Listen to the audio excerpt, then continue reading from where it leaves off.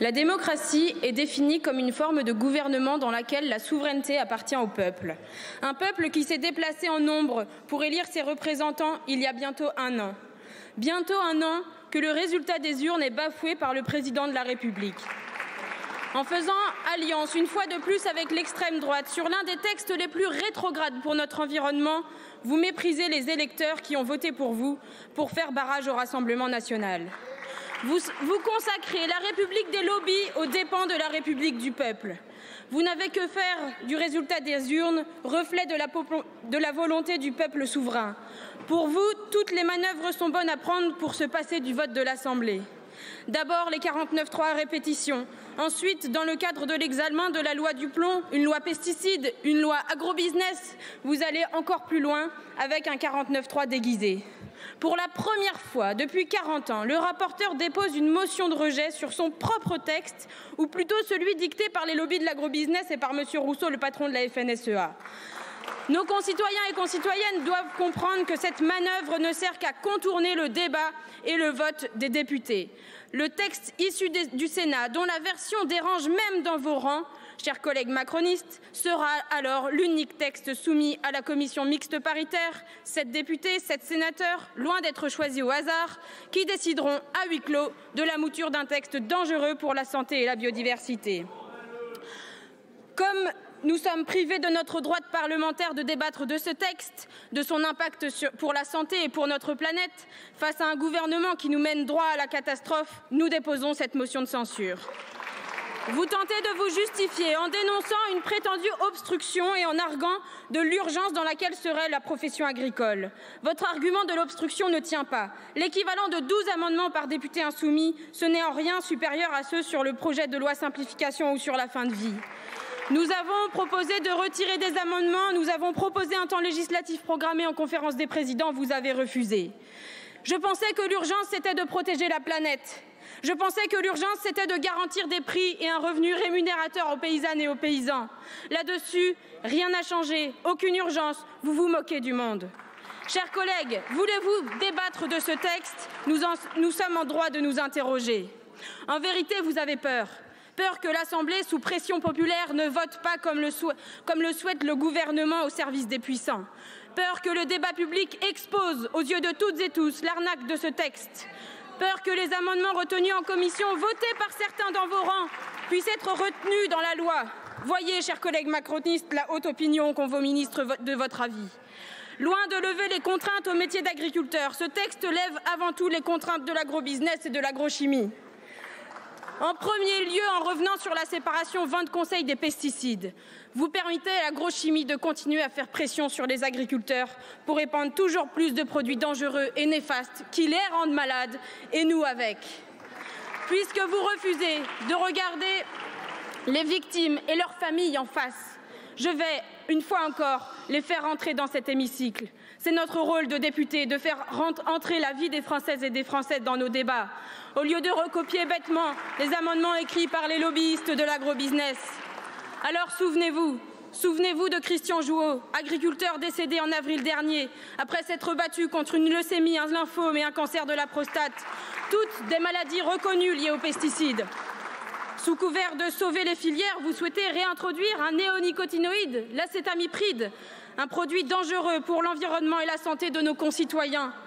Mais quelles sont les conséquences de cet acte? Collègues, souvenez-vous d'Alain Chotard, agriculteur décédé ce 31 mai, après avoir lutté pendant 30 ans contre la maladie de Parkinson, causée, elle aussi, par les pesticides. Et les ravages des pesticides ne s'arrêtent pas à la frontière des champs. Ouvriers de l'agro-industrie, fleuristes, paysagistes ou voisins, nous sommes toutes et tous concernés. Exposé durant 23 ans aux pesticides dans le cadre de son travail, souvenez-vous de Pascal, jardinier municipal décédé d'un cancer lymphatique. Sacrifier la santé des agriculteurs et des citoyens pour les profits de quelques-uns, voilà ce que vous faites avec ce texte. Même la santé des enfants est menacée, oui, celle des enfants. Souvenez-vous d'Amy, décédée à 11 ans après 7 ans de souffrance d'une leucémie. Et la Cour d'appel de Rennes a confirmé que la maladie avait été causée par l'intoxication aux pesticides de sa maman fleuriste durant la grossesse. Souvenez-vous de cette loi que vous aurez laissée passer quand vous visiterez dans vos circonscriptions les services d'oncologie pédiatrique. Aujourd'hui encore, les médecins alertent sur l'exposition des enfants au cadmium via notamment les céréales ou les pommes de terre et le risque de cancer du rein ou du foie.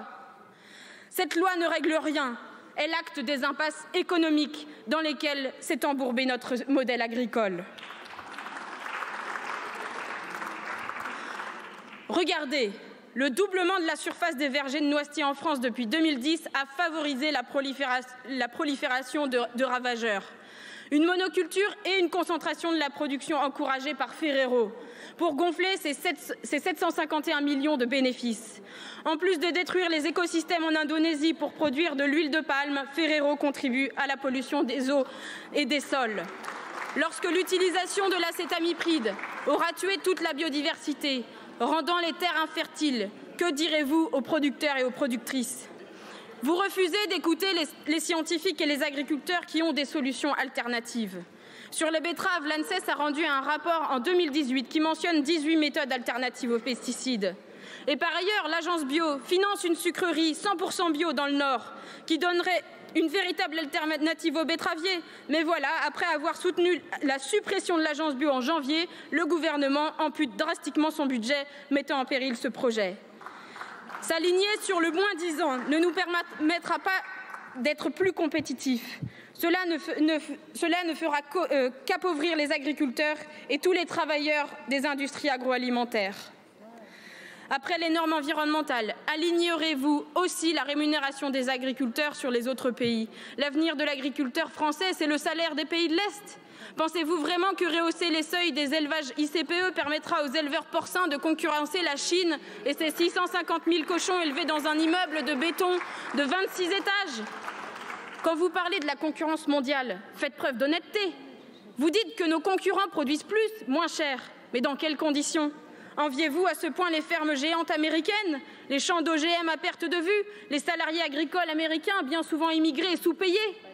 Assez de cette course au profit qui ne sert que quelques-uns, assez de cette course, de cette concurrence déloyale, assez de laisser ceux d'en haut dicter la loi. Mettons en place des prix rémunérateurs garantis afin de garantir un revenu à la hauteur du travail des agriculteurs et des agricultrices.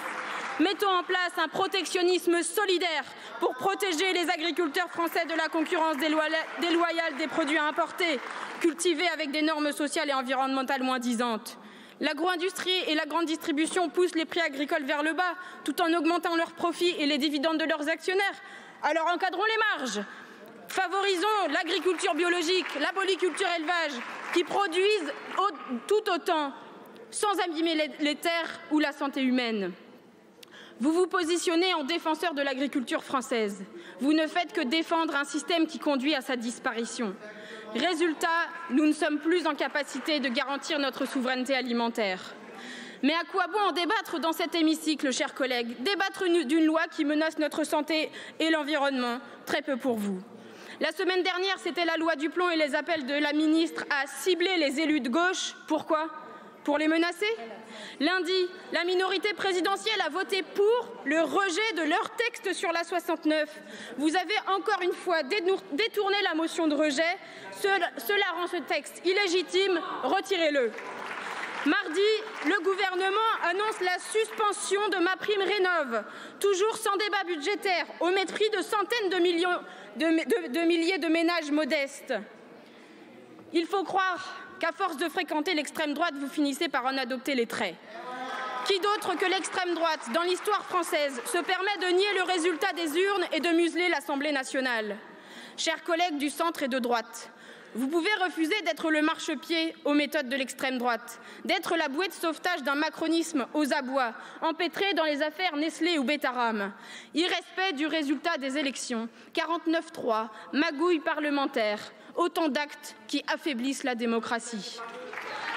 Chers collègues, nos concitoyens et concitoyennes s'en souviendront, comme ils se rappellent de la victoire bafouée du non en 2005.